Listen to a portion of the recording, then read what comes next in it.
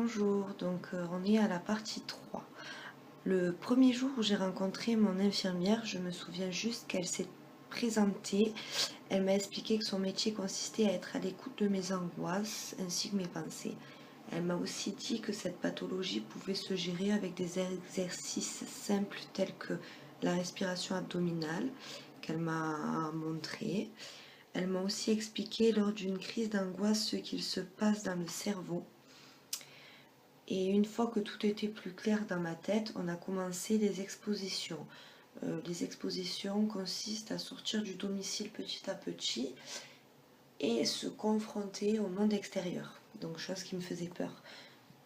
Pour une de mes premières expositions, il avait fallu que je descende mes escaliers de mon bâtiment. Le souci pour moi, c'est qu'à peine je descendais une marche, je paniquais à l'idée de devoir remonter cette marche. Car une de mes peurs était de m'essouffler. Donc monter des marches, même deux, pour moi voulait dire m'essouffler, donc paniquer, donc crise. Au deuxième rendez-vous, mon exercice était de descendre le seul étage qui me séparait de l'extérieur pour me rendre à 5 minutes en voiture de chez moi, voir un professeur spécialisé dans cette pathologie. Tout ça accompagné de mon infirmière en qui j'avais vraiment confiance pour aller voir donc un spécialiste. Cela a été très dur et une fois là-bas, on a dû ouvrir la fenêtre du bureau car j'avais la sensation d'étouffer.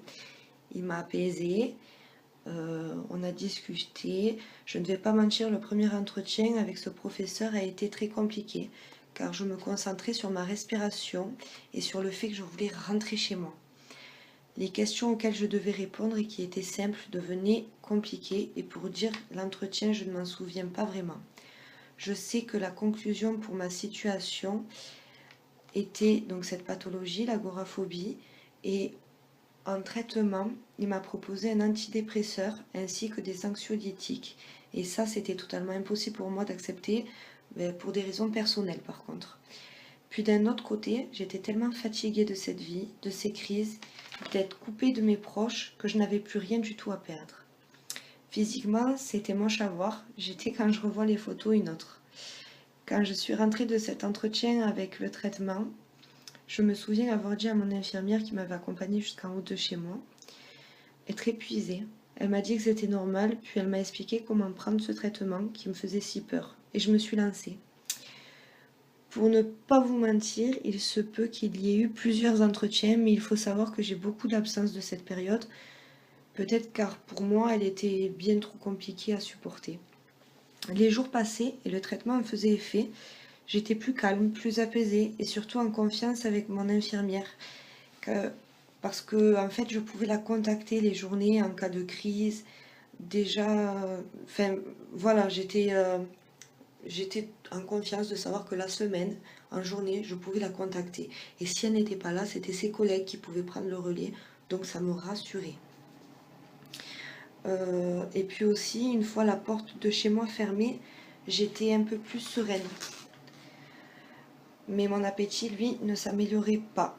Puis le gros problème était la souffrance que j'avais à ne rien pouvoir expliquer à mes proches. Mais là encore, mon infirmière a décidé de prendre contact avec mon père parce que j'en avais pas le courage et que je pensais que pour lui, ça ne serait pas possible de l'accepter si c'était moi qui lui en parlais. Et je devais moi-même, par contre, expliquer la situation à ma mère qui, elle, était plus ouverte d'esprit peut-être que mon père et qui aurait plus de facilité à entendre ce que j'avais à lui dire. Donc voilà. Je vous laisse et si jamais vous avez des questions, toujours n'hésitez pas en commentaire ou même sur mon adresse mail qui est en barre d'informations. Et à bientôt pour la suite. Au revoir.